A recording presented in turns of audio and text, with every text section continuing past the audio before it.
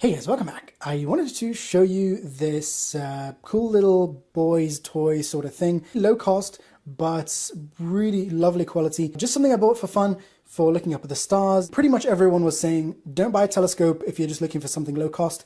Buy some binoculars. A lot of cheap telescopes are really horrible. Also because you get the view from both eyes. I've always been into astronomy and sort of watching videos and documentaries and podcasts.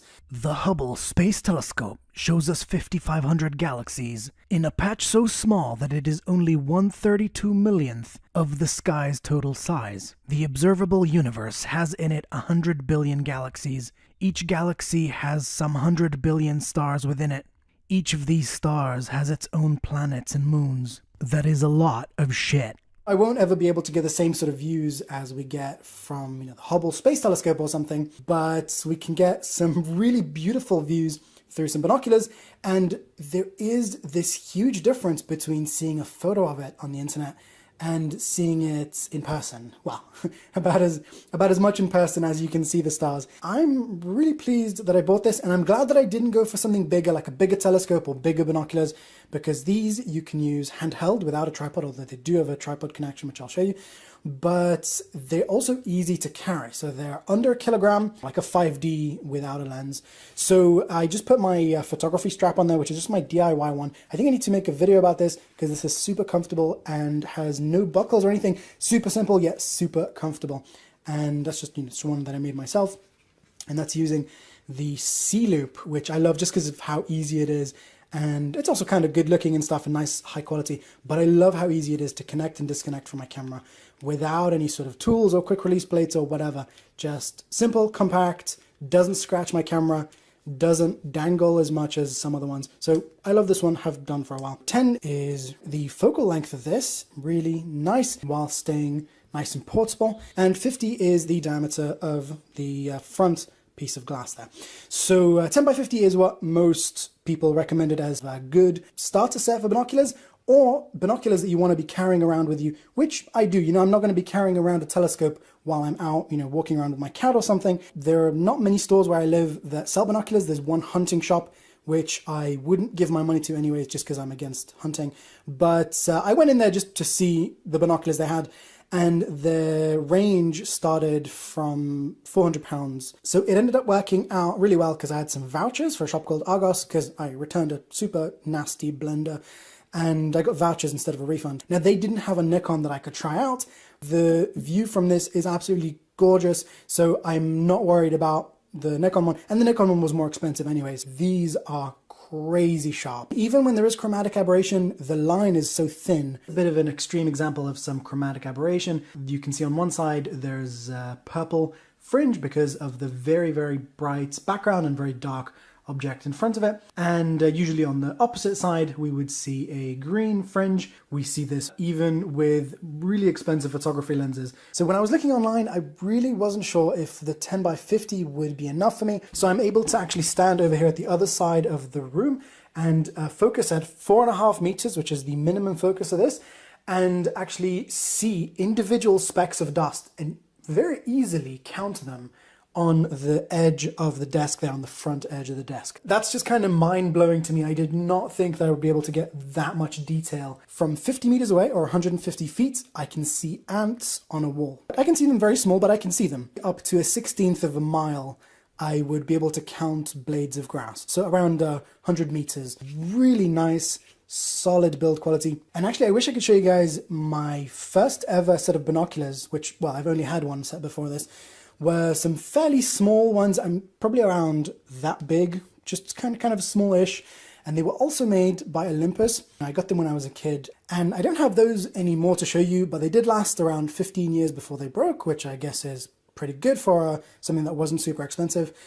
And these were marketed as having a 25-year warranty. Now, I think for most people, using these as they are would be totally fine. And I would say just sort of get a nice strap for them if you want to. The strap that came with them works fine, but it's just not super nice. Some people might enjoy this with a tripod as well. I mean, it does make the view more stable, obviously, and maybe for really long periods of just staring up at the sky or something, or staring through someone's window, if you're a pervert, that's totally fine by me. And then the connection point between the camera and the tripod is going to want to be something like a little ball head or a little friction arm or something like that, because the connection here is sort of a little bit sunk inwards. This is just, a flash bracket from e-image. Most quick release blades are just a bit too large, because this isn't flat. So you want something quite slim. And luckily this works great with my connection here for my strap. For me, if this is good enough to carry a camera on my shoulder, then it's also good enough to carry my binoculars. And you might also want to consider something like my Giotto's tripod, which has an extension arm,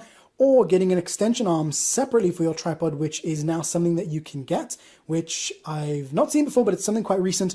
And so I'll link to those down below. So it would allow you to just sort of lie down and relax and have this just sort of floating above your eyes. Most people would be totally fine using this handheld. It's not a must to get a tripod. Just to get a bit more stability, have your hands over here instead of over here. The one criticism that I have about this is that if I sort of squish my eyes sort of quite close, then it blocks the airflow and this can get fogged up a bit. My eyelashes can leave little lines on there, but if I don't squeeze my face into it, then it's fine and my eyelashes don't touch it. This came with a little carry case, mildly padded, bit of Velcro to close it, lens caps, which I won't be using. I don't put lens caps on my lenses that cost like £500, and so I'm just not that worried about this. Here it is in my crumpler bag, which can go around my waist. It looks a bit dorky, but I don't mind.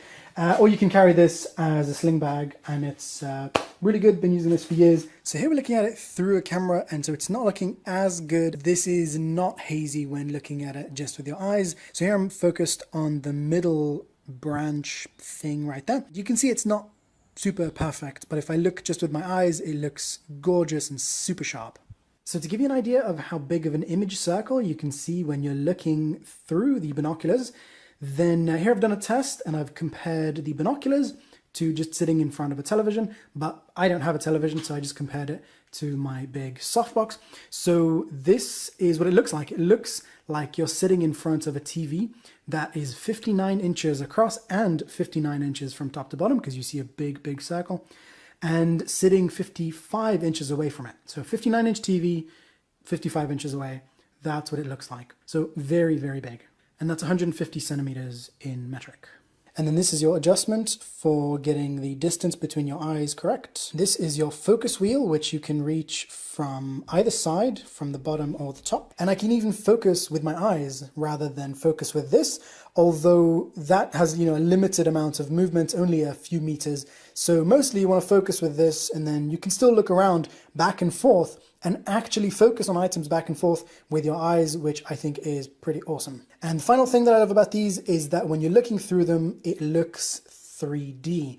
And I mean actually like watching a 3D movie. So there is just a depth to everything you're seeing. This little adapter came out, not a 3/8 inch on the other side, it's something else. I think it's an M8. So in general, you want to leave it in. Butter knife, just in that little slot right there. And I just tightened that really well, and that is not going to come out again. And this is the little cap that screws onto there. Although personally, I won't be using that. Alright guys, thanks for watching. I hope you enjoyed this. Of course, if you want to support the channel, you can buy this through the links down below from Amazon, eBay, and B&H. And don't forget to subscribe, and I'll see you guys in the next video. Bye!